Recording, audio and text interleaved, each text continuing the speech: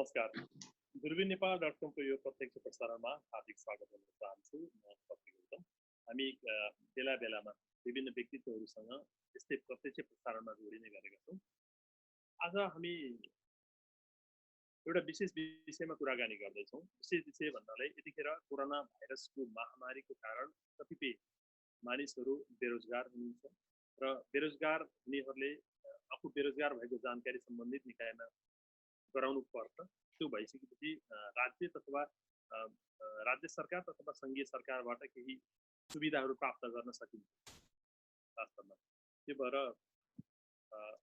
यो कुरालाई यिनै विषयलाई हामी केन्द्रित गरेर आज हामी एकजना सिपिएसँग कुराकानी गर्दैछौँ र तपाईँहरूसँग पनि यदि तपाईँ अनइम्प्लोइमेन्ट फाइल गर्दै हुनुहुन्छ अथवा तपाईँ बेरोजगार हुनुभएको छ र कुनै प्रक्रियाको बारेमा जानकार हुनुहुन्छ भने कृपया हामीलाई यो मार्फत जानकारी गराउन सक्नुहुन्छ। हामी तपाईँको जिज्ञासालाई राख्ने प्रयास गर्छौँ।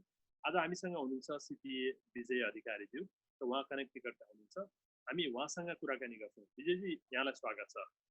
नमस्ते बजुजी, अनि दूरबीन नेपाल हेरेर बस्नुभएका सम्पूर्ण तमाम दर्शक महानुभावहरूलाई म विजय अधिकारी कनेक्टिकटबाट तपाईँहरू सबैलाई आजको यस कार्यक्रममा स्वागत गर्न चाहन्छु।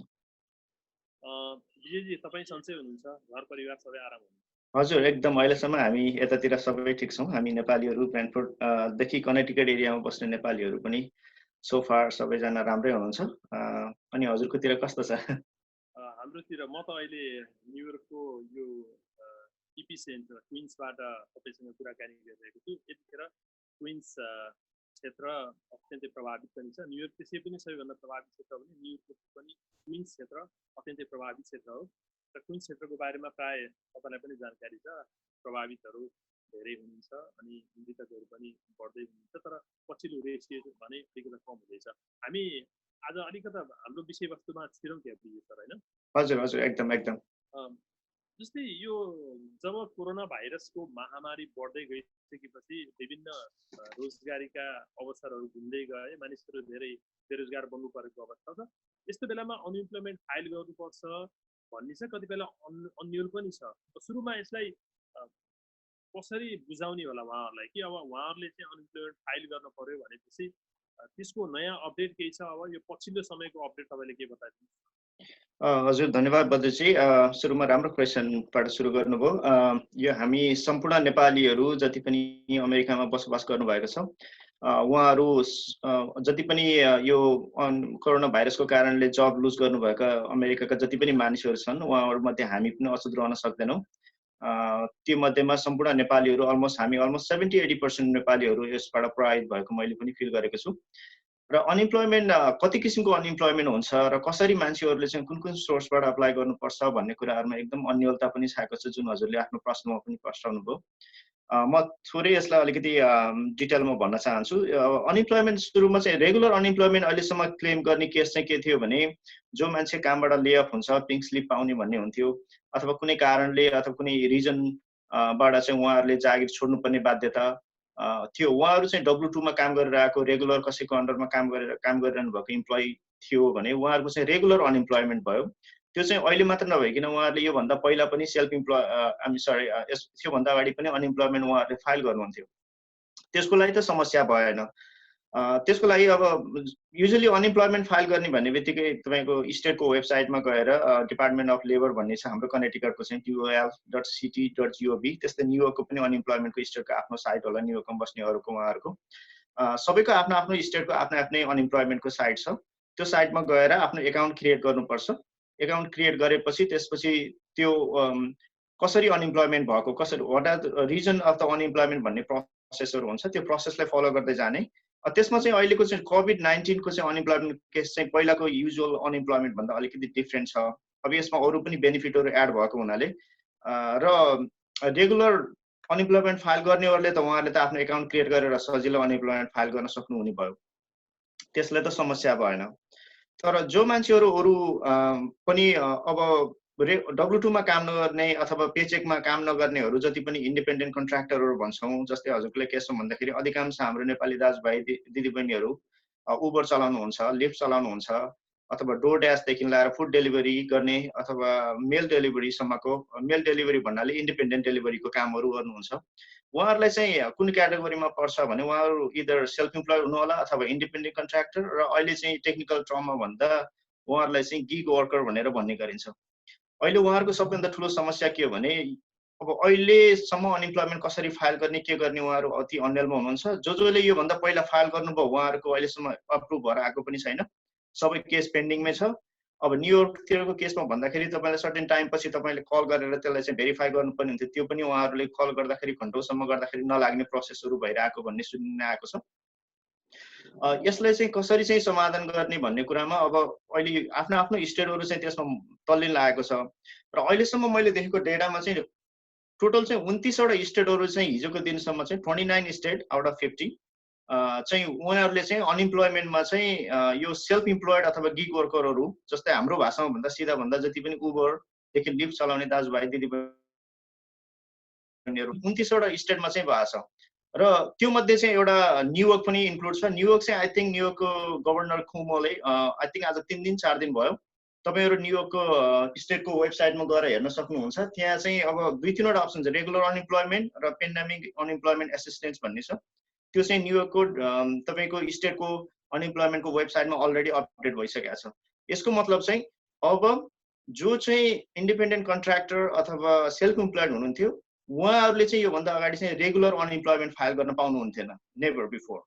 तर यो जुन चाहिँ यो कोरोना भाइरसको कारणले उहाँहरूले चाहिँ त्यो जब लुज गर्नु परेको अथवा टेम्पोररी सस्पेन्ड भएको कारण छ, उहाँहरूले पनि योचोटि चाहिँ अनइम्प्लोइमेन्ट फाइल गर्न पाउने भएको हुनाले उहाँहरूको केसमा चाहिँ PUA भन्छ, पेन्डेमिक अनइम्प्लोइमेन्ट एसिस्टेन्स स्पेसल केसमा, र उहाँहरूले चाहिँ आफ्नो स्टेटको वेबसाइटमा कहिले अपडेट भएको छ। अब चाहिँ जस्तै तपाईँहरू चाहिँ न्युयोर्कमा हुनुहुन्छ, न्युयोर्कको केसमा चाहिँ यो चाहिँ अपडेट भइसकेको छ। उहाँहरूले चाहिँ न्युयोर्कको वेबसाइटमा गएर अनइम्प्लोइमेन्टको डिपार्टमेन्ट लेभलको अनइम्प्लोइमेन्ट वेबसाइटमा गएर पेन्डेमिक अनइम्प्लोइमेन्ट एसिस्टेन्स भन्ने त्यो भित्र सेक्सन छ, त्यहाँ क्लिक गरेर उहाँहरूले आफ्नो फाइल चाहिँ अपडेट गर्न सक्नुहुन्छ। विजयजीलाई म यही प्रसङ्गमै म अलिकति जिज्ञासालाई अलिकति बढाउन चाहे। जस्तै PUA जस्तै अहिले उबर, लिफ्ट अथवा हाम्रो अरू हेलो क्याब, ग्रिन क्याबहरू चलाउनेहरू जति हुनुहुन्छ नि उहाँहरूले यसमा भर्न पाउनुहुन्छ भन्ने कुरा हो है? हजुर, किन भन्दाखेरि पहिला चाहिँ उहाँहरूले पाउनुहुन्थेन कि अथवा अहिले यो नयाँ हो, अहिले चाहिँ पाउनुहुन्छ हैन त? हजुर, यो त्यही मैले हजुरलाई पहिला पनि जोडे, जो पनि इन्डिपेन्डेन्ट कन्ट्र्याक्टरहरू उहाँहरू जस्तै गिग वर्करको क्याटेगोरीमा पर्नुहुन्छ उहाँहरूले योभन्दा अगाडि अनइम्प्लोइमेन्ट फाइल गर्न पाउनुहुन्थेन, किनकि उहाँहरू आफ्नो बस आफै हो। त्यही भएर उहाँहरू सेल्फ इम्प्लोइड अथवा उहाँहरू इन्डिपेन्डेन्ट भयो काममा, उहाँहरू कसैको अन्डरमा काम गर्नुहुन्न, उहाँ आफ्नो बस आफै हुने हुनाले उहाँले आफैले आफैलाई अनइम्प्लोइमेन्ट फाइल गर्ने भन्ने कस्तो केस हुन्थेन योभन्दा अगाडि। तर अहिलेको यो नयाँ चाहिँ जुन प्रेसिडेन्ट ट्रम्पले जुन साइन गरेको नयाँ बिल छ त्यसमा चाहिँ यो कोभिड-19 को यो नयाँ चाहिँ अनइम्प्लोइमेन्ट केसमा यो PUA भन्ने नयाँ थपेको कारण के हो भने पेन्डेमिक अनइम्प्लोइमेन्ट एसिस्टेन्स भन्ने छ, त्यो चाहिँ त्यसमा उहाँहरू क्वालिफाइड हुनुहुन्छ, र त्यो चाहिँ अलिकति पहिला रेगुलर अनइम्प्लोइमेन्ट जस्तो अहिले चाहिँ अपडेट भएको थिएन। कतिपय स्टेटमा अझै अपडेट हुन बाँकी छ। जस्तै तपाईँ कनेक्टिकटको केसमा हेर्नुहुन्छ भने मैले कनेक्टिकटको डिपार्टमेन्ट अफ लेबरको साइटमा हेर्दाखेरि अप्रिलको 30 तारिक छ अपडेट हुने टेन्टेटिभ डेट भनेको, त्यो चाहिँ उहाँहरूले फाइल गर्न पाउने। त्यही भएर कतिपय कनेक्टिकटमा बस्ने दाजुभाइ दिदीबहिनीहरू उहाँले अप्रिलको 30 सम्म चाहिँ उहाँहरूले पर्खिनुपर्ने स्थिति छ।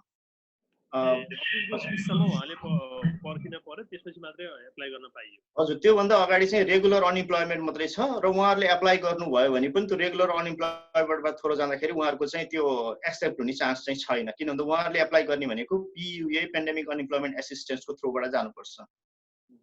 भन्नाले यो अहिले हामी कुराकानी गरेको चाहिँ PUA जो चाहिँ अब विशेष गरेर हाम्रो उबर, लिफ्ट ड्राइभरहरू जो सेल्फ इम्प्लोइड हुनुहुन्थ्यो, यो पेन्डेमिककै कारणले उहाँहरूले काम छोडेर अथवा त्यसको कारणले काम छोडेर घर बस्नु पर्यो भने उहाँहरूले एप्लाई गर्न पाउनुहुन्छ। यो बाहेक जस्तै हामी अहिले उबर अथवा लिफ्ट जुन चलाउनुहुन्छ उहाँहरूले मात्रै पाउनुहुन्छ अथवा यो बाहेकको अरू कोही पनि एलिजिबल हुनुहुन्छ यो PUA मा? एक्ज्याक्टली, तपाईँले सोध्नुभएको क्वेसनलाई मैले फोकस गर्न खोजेको थिएँ। अब मैले त्यही कुरालाई चाहिँ अगाडि लान्छु। जो W2 मा अथवा रेगुलर तपाईँ पेचेकमा काम गर्नुभएको त समस्या भएन, हामीले पहिला पनि पटक भनेको। तर जो मान्छे त्यो क्याटेगोरीमा पर्नुहुन्न, यसको मतलब सेल्फ इम्प्लोइड पनि हुनसक्छ, गिग वर्कर पनि हुनसक्छ, कोही मान्छे जागिर छोडेर बस्नु भयो होला 2-4 महिना आफ्नो हेल्थको कारणले अथवा कुनै कारणले समस्या कारणले, कसैको प्रेग्नेन्सीको कारणले 2-4 महिना भनेर काम छोडेर बस्यो। अब अहिले यो केसमा आइपुग्दाखेरि उहाँहरूले चाहिँ जागिर अप्लाई गर्दाखेरि अब मार्केटमा जब छैन, कोभिडको 19ले गर्दाखेरि उहाँको रिलेटेड कामहरू चाहिँ टेम्पोररी सटडाउन छ। तर उहाँले रेगुलर अनइम्प्लोइमेन्ट फाइल गर्दाखेरि उहाँको चाहिँ अब रिजेक्ट हुन्छ, उहाँहरूको एप्रुभ हुँदैन। युजुअली विदिन अ विक चाहिँ तपाईँले चाहिँ अनइम्प्लोइमेन्ट चाहिँ क्लेम गरिसक्नुपर्छ भन्ने हुन्छ।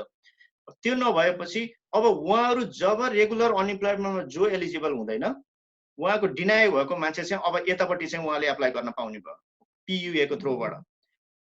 यसको मतलब के बुझ्नु पर्यो भने कतिपय दाजुभाइ दिदीबहिनीले थाहा हुँदैन, PUA मा गएर तपाईँले सुरुमै एप्लाई गर्ने हैन, त्यसको लागि पहिला तपाईँले रेगुलर अनइम्प्लोइमेन्टबाट तपाईँ डिनाइ भएको चाहिँ प्रुफ चाहिन्छ। डिनाइ भएको प्रुफ पनि हुन्छ त्यो अनइम्प्लोइमेन्टको वेबसाइटबाट। त्यो आइसकेपछि त्यसको बेसिसमा बल्ल तपाईँले PUA एप्लाई गरेपछि उनीहरूले PUA को दिन्छ। अब PUA को पनि स्टेटबाटै हुने प्रोग्राम हुनाले त्यो चाहिँ हजुरको रेगुलर अनइम्प्लोइमेन्ट नै आउँछ। जस्तै न्युयोर्कको केसमा अनइम्प्लोइड केस भनेको म्याक्सिमम $504 र मिनिमम 172 or 82 समथिङ त्यही रेन्जमा छ। त्यो चाहिँ तपाईहरुले पाउने रेगुलर अनइम्प्लोइमेन्टको केसमा भयो। तर प्लस अब तपाईको इन्कम सायद ₹500 होस्, तर गभर्नमेन्टको फेडरलकोबाट आउने त्यो जुन $600 छ अनइम्प्लोइमेन्टको प्रोग्रामको, त्यो चाहिँ सबैलाई आउने एउटै पैसा हो फ्ल्याट फीमा। यसको मतलब हजुरलाई बद्री सर, हजुरलाई मैले के क्लियर गराउन चाहे भने जसले अनइम्प्लोइमेन्ट फाइल गरेर $100 इम्प्लोइमेन्ट आउँथ्यो भने अब उहाँहरूले बुझ्ने पेचेक भनेको $600 हो। $400 थियो भने अब उहाँहरुको $1000 को चेक आउँछ भनेको त्यो 600 चाहिँ फिक्स अमाउन्ट हो फेडरल गभर्नमेन्टबाट आउने पेमेन्ट। त्यसमा ट्याक्स पनि लाग्दैन, केही पनि लाग्दैन। अहिलेको केसमा चाहिँ यहाँ स्टेटले कुनै गर्न पाउँदैन। तर यो चाहिँ बुझ्नुपर्छ कि अनइम्प्लोइमेन्ट इन्कम चाहिँ regularly year and of the year चाहिँ तपाईको रेगुलर इन्कम सरह फेरि तपाईले ट्याक्स फाइल चाहिँ गर्नुपर्छ र ट्याक्स चाहिँ लाग्छ फेरि। अब यसमा चाहिँ फेरि मलाई चाहिँ के जोड्न मन लाग्यो भने यही विषयमा गर्दा PUA अन्तर्गतको त हामी कुराकानी गर्यौं। अब हामी रेगुलरतिर पनि एकपल्ट जाउँ। रेगुलरतिर जाँदाखेरि चाहिँ यदि बाइ चान्स कम्पनी कुनै काम गर्ने स्थान चालु छ तर यो पेन्डेमिकको डरले अथवा त्यो डरको कारणले काममा गएन भने त्यो मान्छेको जागिर त छुट्यो, ती मान्छेले एप्लाई गर्न पाउँछ। अब एक किसिमले अब कस्तो खालको कम्पनी हो, अब तपाईहरुले गभर्नमेन्टले तोकेको एउटा क्याटेगोरी छ एसेन्शियल सर्भिस भन्ने बिजनेस छ। जो मान्छे काममा एसेन्शियल सर्भिसको क्याटेगोरीमा परेको तपाईको स्टेटको एसेन्शियल सर्भिसको बिजनेस छ र बिजनेस ओपन छ र तर तपाई कुनै आफ्नो कारण बस्ने तपाई आफ्नो हिसाबले घरमा बस्नु भएको छ कि तपाई त्यसमा रिजन चाहियो फेरि कि चाहिँ तपाईको सानो बच्चा हुनु पर्यो अथवा बच्चा छ, बच्चाहरुको स्कुल बन्द भयो, अब केयर गर्ने बच्चा छैन, कोही मान्छे छैन र बच्चाको केयरको लागि तपाई घर बसेको, त्यो एउटा भ्यालिड रिजन भयो है। अनि त्यसपछि तपाईको घरमा कोही मान्छे अब कोरोना भाइरस अथवा गरेको कारणले तपाईहरु रोगी होला, कोही मान्छेको टेक केयरमा बस्नु होला र तपाई आफै बिरामी हुनुहुन्छ भने त्यो केसमा पनि तपाई पाउने भयो अहिलेको केसमा। तर विदाउट रिजन चाहिँ तपाई काममा सर्छ कि भन्ने डरले तपाई काममा नगइकिन बस्नु भएको छ तर तपाईको बिजनेस चाहिँ एसेन्शियल सर्भिस अन्तर्गतको छ भने उहाँहरु चाहिँ त्यो क्याटेगोरीमा चाहिँ उहाँहरु एलिजिबल हुनुहुन्न। तर उहाँहरुले पनि फेरि त्यो PUA को लागि चाहिँ ट्राई चाहिँ गर्न सक्नुहुन्छ, किनभने यता रिजेक्ट भयो भने उहाँले उताको थ्रुबाट पनि ट्राई गर्न सक्नुहुन्छ फेरि। यो त रह्यो एउटा केस। म अर्को केस के जोड्न चाहन्छु भने नि सर, बाइ चान्स मैले कुनै अन्डरलाइन जुन हेल्थ कन्डिसनको औषधि खाइरहेको छु, मानौ मैले सुगर अथवा कुनै ब्लड प्रेसरको औषधि खाइरहेको छु, त्यस कारणले म त्यो ठाउँमा जाँदाखेरि अथवा ट्राभल गर्दाखेरि चाहिँ मलाई रिस्क हुन सक्छ भनेर म चाहिँ काम छोडे, जुन इसेन्शियल कामैमा म चाहिँ सेफ्टीको निम्ति घरमा बसेँ भने चाहिँ मैले एप्लाई गर्छु।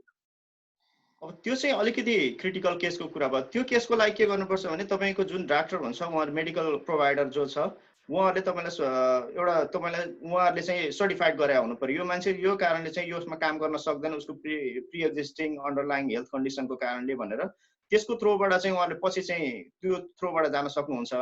तर त्यसको लागि त फेरि अब तपाईको जुन बिजनेस चलिरहेछ भने उहाँहरुको त्यहाँ पनि फेरि त्यो 2 हप्तासम्म सिक लिभ पनि लिन पाउने पनि प्रावधान छ। अनि त्यसको बापत चाहिँ इम्प्लोयरले चाहिँ अब पेरोल ट्याक्सबाट क्रेडिट दिन सक्ने अथवा रिफन्डेबल क्रेडिट पाउन सक्ने व्यवस्था पनि छ अहिले। त्यो अर्को बाटो भयो। तर अब अहिले हजुरले भनेको जस्तै कन्डिसनमा अब जो मान्छेको प्री एक्जिस्टिङ कन्डिसन छ र उहाँको चाहिँ त्यो डरले घर बस्नु भएको छ भने आफूले छु मात्रै भनेर भएन, तर भोलि मेडिकलले चाहिँ त्यसको सर्टिफाइड चाहिँ हुनु पर्यो फेरि। त्यो भने मेडिकली सर्टिफाइड भएर भोलि जो सम्बन्धित व्यक्ति जो प्राइमरी चिकित्सकले कुनै कागज बनाइदिएको छ भने उहाँले चाहिँ एप्लाई गरेर एप्रुभ हुने सम्भावना चाहिँ अब त्यसको लागि रेगुलर अनइम्प्लोइमेन्ट चाहिँ एप्रुभ हुन पनि सक्छ, नहुन पनि सक्छ, केस बाई केस हुन सक्छ। तर त्यसको कारणले चाहिँ हजुरले रेगुलर अनइम्प्लोइमेन्ट कारण भएन भने पियुए चाहिँ अब तपाईँले यता डिनाइ भयो भने पियुए चाहिँ एप्लाई गर्न पाउनु भयो तपाईँले अर्को अहिलेको जुन नयाँ यो पेन्डेमिक अनइम्प्लोइमेन्ट छ। किन त यता तपाईँको केस अनएप्रुभ भएपछि डिनाइ भएको बेसिसमा हजुरले चाहिँ उता चाहिँ एप्लाई गर्न चाहिँ पाउनु भयो। बिचमा फेरि एउटा जिज्ञासा मलाई के आइहाल्यो भने नि जस्तै रेगुलर अनइम्प्लोइमेन्ट एप्लाई नगरेका मानिसहरूले पियुए एप्लाई गर्न पाउँछ? रेगुलर अनइम्प्लोइमेन्ट एप्लाई नगरेकाले पियुए एप्लाई गर्न पाउँछन् के पाउँदैन?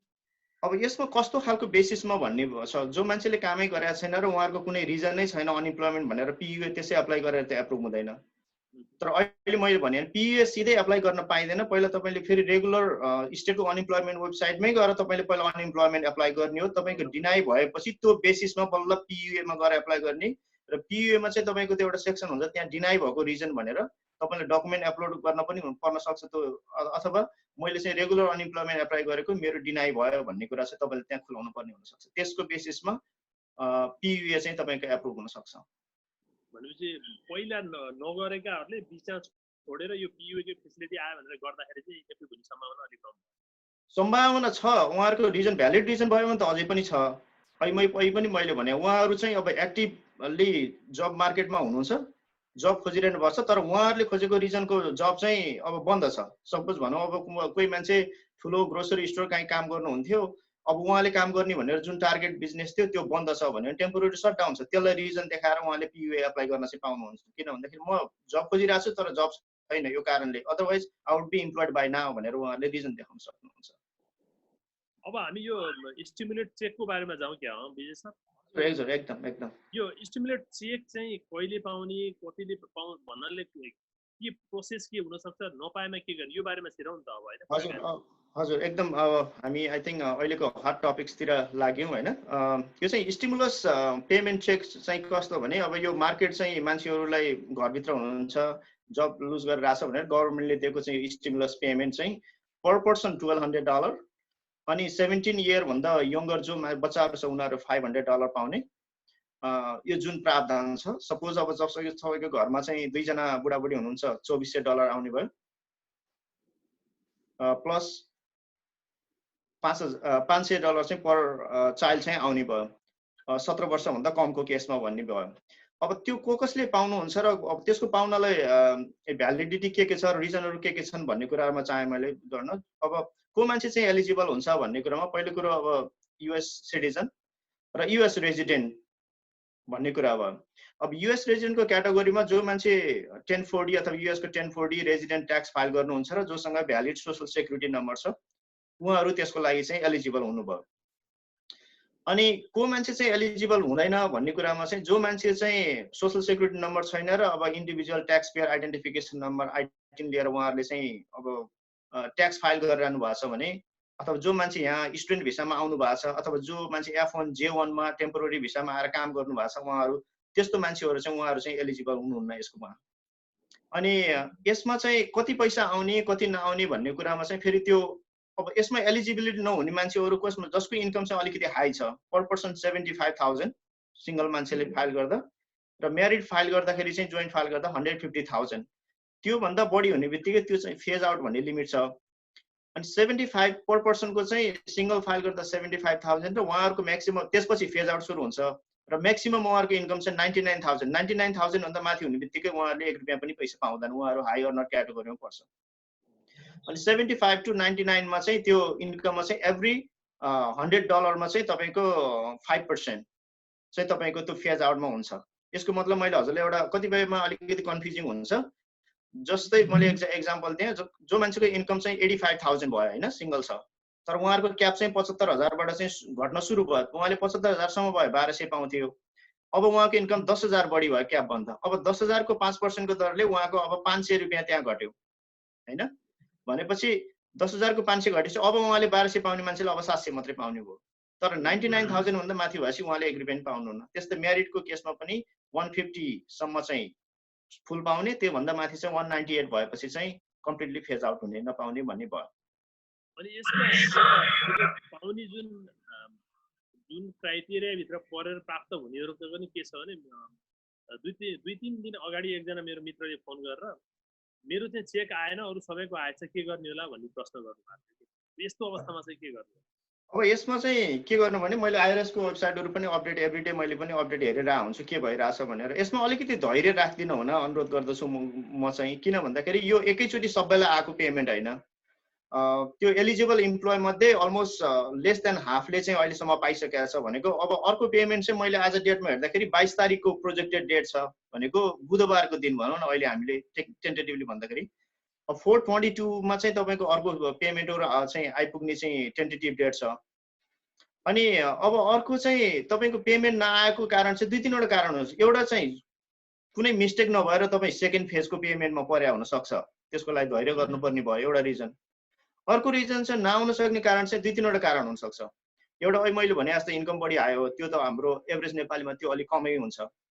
अब अर्को भनेको चाहिँ तपाईँले आफूले ट्याक्स फाइल गर्दाखेरि चाहिँ तपाईँको ट्याक्सको चाहिँ जस्तै कोही मान्छेहरूको यो पनि रिजन छ मैले देखेको थिएँ, इन्डिपेन्डेन्ट ट्याक्स पेयरहरू जो छ जस्तै टर्बो ट्याक्सहरू एचएनआर ब्लकहरू तपाईँले युज गरेर ट्याक्स फाइल गर्नुभएको छ भने उहाँहरूले चाहिँ त्यहाँको डेबिट कार्डको थ्रुबाट अथवा पेमेन्ट सिस्टमबाट प्लानबाट उहाँहरूले तिरेको छ भने पहिला त्यो पेमेन्ट चाहिँ आइआरएसबाट चाहिँ 1 इयरले के टर्बो ट्याक्स अथवा एचएनआर ब्लकको चाहिँ डेबिट कार्डको थ्रुबाट उहाँको प्रोसेस हुने हुनाले त्यो चाहिँ टेम्पोररी ब्याङ्क एकाउन्ट त्यहाँ हल्ट भएको हुनसक्छ। त्यो एउटा रिजन भयो, त्यो अलिकति डिले हुनसक्छ। अनि अर्को भनेको चाहिँ तपाईँहरूको आफ्नो ब्याङ्क एकाउन्टको इन्फर्मेसन लास्ट इयर कुन हाल्नु भएको थियो ट्याक्स फाइल गर्दाखेरि, राउटिङ नम्बर र ब्याङ्क एकाउन्ट चाहिँ एकचोटि राम्रोसँग ट्याक्स रिटर्नमा भेरिफाई गर्नु होला। 1040 को चाहिँ फर्स्ट पेजमा हुन्छ। अनि अर्को चाहिँ जो मान्छेले चाहिँ ट्याक्स रिफन्ड आएको थियो उहाँहरूको चाहिँ डिरेक्ट डिपोजिटको इन्फर्मेसन हुन्छ ट्याक्स रिटर्नमा, त्यही भएर डिरेक्ट डिपोजिट आउने भयो। तर जो मान्छेले आइआरएसलाई पैसा तिर्नु बाँकी थियो भने तिर्नु थियो भने चाहिँ उहाँहरूको डिरेक्ट डिपोजिटको इन्फर्मेसन हुँदैन। आइआरएसले वान टाइम चाहिँ डिरेक्ट डेबिट गर्छ, they don't have any record. यसको मतलब त्यही भएर आइआरएसले चाहिँ लास्ट वेडनेसडेबाट चाहिँ यो अपडेट के गरेको छ, वेयर इज माई रिफन्ड भन्नेमा गएर तपाईँले क्लिक गरेर आफ्नो इन्फर्मेसन हालेपछि त्यहाँ गएर तपाईँले डिरेक्ट डिपोजिटको इन्फर्मेसन चाहिँ अपडेट गर्न सक्नुहुन्छ। त्यो एउटा चाहिँ अप्सन छ।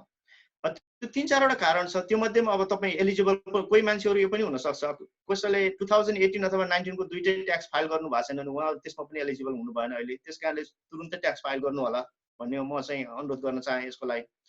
अनि कसैले चाहिँ अब फेरि अहिले जुन मैले भने तपाईँलाई 17 वर्षभन्दा कमको बच्चा $500 पाउने भयो, तर 17 to 24 को जुन क्याटेगोरीमा छ कलेज पढ्ने लगाएको त्यो क्याटेगोरीको बच्चाहरू र तिनीहरू चाहिँ अब बाई ट्याक्स पर्पोज अब प्यारेन्टहरूले उनीहरूलाई डिपेन्डेन्ट क्लेम गर्नुपर्ने हुनाले जसलाई डिपेन्डेन्ट फेरि क्लेम गरेको छ उहाँहरू पनि त्यसमा एलिजिबल हुनसक्छ, अरू उहाँहरूको पनि पैसा नआउन सक्छ। तर जसको पैसा आएको छैन अब 2-3वटा कारणहरू यो कारणले चाहिँ तुरुन्तै नमिलेर नआयो होला, तर जो एलिजिबल हुनुहुन्छ उहाँहरू चाहिँ ढुक्क भएर बस्नुहोस्, अब 2-4 दिन ढिलो चाँडो भएको पैसा चाहिँ आउँछ। मलाई यसमा गर्न मन लागेको एउटा जिज्ञासा, प्राय आम जिज्ञासा पनि हो, जस्तै यहाँ फ्यामिलीसँग बस्नु भएको छ होइन, छोरा बुहारीहरू काम गर्नुहुन्छ जसले चाहिँ घरमा अब घरमै बस्नुहुन्छ होइन, इल्डरली पिपुलहरू जसले W2 मा काम पनि गर्नुहुन्न अथवा कामै केही नै गर्नुहुन्न, घरमा बसिरहनुहुन्छ, उहाँहरू इलिजिबल हुनुहुन्छ, उहाँहरूसित ग्रिन कार्ड पनि छ अथवा उहाँहरूको सिटिजनै पनि हुनसक्छ, उहाँहरूले चाहिँ यो स्टिमुलेट चेक चाहिँ प्राप्त गर्नुहुन्छ? यो एकदमै राम्रो प्रश्न हो। यसमा चाहिँ हाम्रो नेपाली कतिपय ग्रिन कार्ड भएर अनि यहाँ बस्नुभएका दाजुभाइ दिदीबहिनीहरू हुनुहुन्छ तर उहाँहरू आमाहरू हुनुहुन्छ, उहाँहरू काम गर्नुहुन्न होला सायद, तर अब गभर्मेन्टको नजरमा उहाँहरू ग्रिन कार्ड भएको मान्छे हो, उहाँको भ्यालिड सोसियल सेक्युरिटी छ, उहाँहरू यहाँको रेजिडेन्ट हो, यसको मतलब उहाँहरू त्यसको लागि एलिजिबल हुन्छ। तर एउटा रिजन चाहिँ केयरफुल हुनु पर्यो, त्यो जो ट्याक्स पेयर छ उहाँहरूको छोरा छोरी अथवा जो अर्को सेकेन्ड पर्सन छ उहाँहरूले ट्याक्स फाइल गर्दाखेरि उहाँहरूलाई पनि डिपेन्डेन्ट क्लेम गरेको छ भने उहाँहरू त्यसमा एलिजिबल हुनु हुँदैन। यसको मतलब if somebody is claim dependent to you are not eligible भन्ने त्यो क्याटेगोरीमा छ, त्यसमा भएन। तर उहाँहरूलाई त्यो डिपेन्डेन्ट क्लेम गरेका छैन भने अब उहाँहरूले चाहिँ त्यसमा चाहिँ एलिजिबल हुनुहुन्छ है हजुरले भने जस्तै, तर उहाँहरूको इन्फर्मेसन त तपाईँको कैसन आउला, अब आइआरएससँग पनि छैन, कुनै पनि छैन, उहाँहरू त अनि कसरी पैसा पाउँछ त, उहाँहरूको त रेकर्डै छैन है। त्यसको लागि चाहिँ अब एउटा अप्सन के छ भने उहाँहरूले irs.gov को वेबसाइटमा गएर स्टिमुलस पेमेन्टको सेक्सनमा गएर हेरेपछि नन फाइलर भन्ने एउटा फर्स्ट पेजमै आउँछ, आइआरएसको फर्स्ट सेक्सनमै नन फाइलर इन्फो भन्ने सेक्सन छ, त्यहाँ क्लिक गरेपछि उहाँहरूले ट्याक्स फाइल गर्न नपर्ने क्याटेगोरीमा पर्नुहुन्छ होइन। जस्तै सिङ्गल भयो, 12 सिङ्गलको 2019 मा 12,200 भन्दा कम र म्यारिड फाइलिङ जोइन्ट छ भने 24,400 सम्मको इन्कम हुनेहरूले उहाँले ट्याक्स फाइल गर्न जरुरी छैन। तर फाइल गर्दा राम्रै यदि उहाँले ट्याक्स तिरेको छ भने त्यो रिफन्ड आउँछ, नत्र त्यतिसम्मको इन्कममा उहाँहरूको ट्याक्स नलाग्ने भएकोले उहाँले फाइल गर्न जरुरी छैन। इन्भेस्टमेन्ट इन्कमको क्याटेगोरी छुट्टै छ, त्यो छोडिदिउँ। तर उहाँहरूको त्यो इन्कम नभएपछि उहाँले ट्याक्स फाइल नगर्ने क्याटेगोरीमा चाहिँ नन फाइलर क्याटेगोरीमा पर्नुहुन्छ। उहाँहरूले आइआरएस को त्यो वेबसाइटमा गएर उहाँहरूले आफ्नो सोसल सेक्युरिटी नम्बर, नाम, डेट अफ बर्थ र सबै इन्फर्मेसनहरू हालेर अपडेट गरेपछि त्यसले चाहिँ तपाईँलाई चाहिँ आइआरएस को चाहिँ फ्री फाइलर भन्ने अर्को सेक्सनमा लान्छ, तिनीहरूकै आफ्नो कन्जङ्सनमा छ। त्यहाँ गएर इन्फर्मेसन हालेर सबमिट गरेपछि उहाँहरूले एउटा कन्फर्मेसन इमेल पनि आउँछ र आइआरएससँग उहाँहरूको सबै रेकर्ड हुन्छ, त्यसको बेसिसमा उहाँहरूले आफ्नो पाउनुपर्ने पैसा पाउनुहुन्छ। अब हामी यो EIDL र PPE को तिर जाम ल। हजुर, हस्। यो बारेमा अलिकति कन्फ्युज, यो टेक्निकल कुरा पनि भयो, यसलाई अलिकति क्लियर पार्दिनु न। म यो सर्ट टर्मबाटै सुरु गर्छु। EIDL र PPP भनेको के हो, यसलाई चाहिँ क्लियर पार्दिनु। हजुर, एकदम थ्याङ्क यू। अब अहिलेसम्म हामीले चाहिँ बद्री सर अब यो हामीले इन्डिभिजुअलहरूको कुरा गऱ्यौँ हैन, स्टिमुलस प्लानहरूको कुरा गऱ्यौँ, पेमेन्टहरूको को एलिजिबल को नट एलिजिबल भन्ने कुरामा। अब यो दुईटा क्याटेगोरी चाहिँ अहिले नयाँ आएको चाहिँ यो गभर्नमेन्टको चाहिँ केयर एक्टको चाहिँ 2.2 ट्रिलियनको यो जुन प्रोग्राम छ, यो अन्तर्गत बिजनेसहरूलाई चाहिँ बन्द भए पनि उनीहरूलाई चाहिँ बन्द गर्न नपरोस् पर्मानेन्टली भनेर गभर्नमेन्टको जुन बिजनेसहरूलाई आएको एउटा स्टिमुलस प्लान अन्तर्गतको प्याकेज हो। अब यसमा चाहिँ हजुरले भने जस्तो EIDL र PPP भन्ने चाहिँ दुईटा डिफ्रेन्ट क्याटेगोरीमा पर्छ, जुन चाहिँ SBI कै अन्डरमा पर्छ, स्मल बिजनेस एडमिनिस्ट्रेसनको थ्रुबाट आउँछ। अब EIDL मा चाहिँ इकोनोमिक इन्जुरी डिजास्टर लोन भन्छ प्रोग्राम हैन। अनि इकोनोमिक इन्जुरी डिजास्टर लोनमा चाहिँ अब यो दुईटै प्रोग्राम चाहिँ अहिले चाहिँ हल्ट भएको छ, किन भन्दाखेरि यसको जति पैसा थियो यो चाहिँ सबै अब यो क्याप चाहिँ सकियो अहिलेलाई। अब अर्को प्रोग्राम आज आई थिङ्क हाउसमा कुरा भइरहेछ, अर्को बजेट नआइन्जेलसम्म यसको 320 बिलियन समथिङको अर्को चाहिँ आउन बाँकी छ। अब यो एप्रुभ हुँदैछ भन्ने भएको छ। त्यो नआइन्जेलसम्म अब अहिलेसम्म जति एप्लिकेसन गयो, अब नयाँ एप्लिकेसन नलिने भनेर लास्ट फ्राइडेबाट चाहिँ त्यसको चाहिँ एप्लिकेसनको साइट बन्द भएको छ। अब EIDL मा चाहिँ इकोनोमिक इन्जुरी डिजास्टर लोनमा चाहिँ सुरुमा एप्लाई गर्दाखेरि तपाईले आफ्नो बिजनेसको लागि एप्लाई गर्नुहुन्छ र त्यसमा चाहिँ $10,000 चाहिँ एडभान्स ग्रान्टको रूपमा पाउने हुन्छ। त्यो 10,000 चाहिँ तपाईले पेरोल र अनि तपाईले आफ्नो बत्ती बिजुली पानी र एसेन्शियल खर्चमा खर्च गर्न पाउने र त्यो पैसा चाहिँ राम्रोसँग रेकर्ड राखेर तपाईले पछि चाहिँ फर्गिभको लागि चाहिँ एप्लाई गर्न पाउने भन्ने जुन चाहिँ प्रावधान छ। त्यो 10,000 तपाईले फिर्ता दिनु पर्दैन, त्यो ग्रान्ट नै हो। र त्यसबाट म्याक्सिमम लोन चाहिँ तपाईले कतिसम्म पाउनुहुन्छ भन्ने कुरा हुन्छ। अब EIDL मा चाहिँ म्याक्सिमम लोन अब यसको चाहिँ मान्छेले 2 मिलियन सम्म पाउनुहुन्छ एप्लाई गरेको उहाँहरूको बिजनेसको इन्कम र एक्सपेन्सेसको बेसिसमा। अनि यसको चाहिँ इयरली इन्ट्रेस्ट रेट चाहिँ 3.75% छ। त्यो 10,000 चाहिँ ग्रान्ट नै भयो, बाँकी चाहिँ 3.75% जति एक्स्ट्रा पाउँछ त्यो चाहिँ इयरली इन्ट्रेस्ट 3.75% मा छ र त्यो चाहिँ अब इन्ट्रेस्ट सहित चाहिँ पछि तिर्नुपर्ने हुन्छ।